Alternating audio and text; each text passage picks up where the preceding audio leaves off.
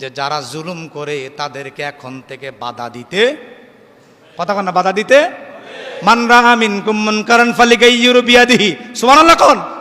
আল্লাহ নবী বলছেন বাধা দিবা প্রথমে হাত দ্বারা দাও। কি দ্বারা দাও?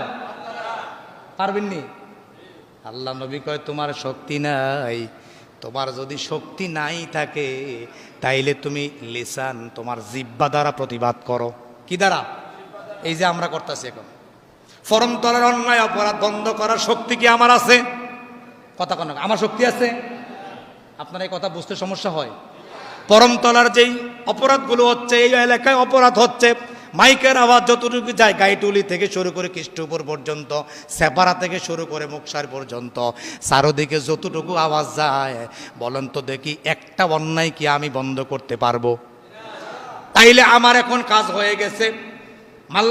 আল্লাহ নবী সাল্লাল্লাহু আলাইহি ওয়াসাল্লামের হাদিস অনুযায়ী তুমি যখন হাত দ্বারা প্রতিহত করতে পারবা না, বাধা দিতে পারবা না, তুমি তোমার জিহ্বা ব্যবহার করো। এখন আমি খতিব সাহেব হিসাবে আমার মিম্বরের দায়িত্ব হয়ে গেছে বলে যাওয়া।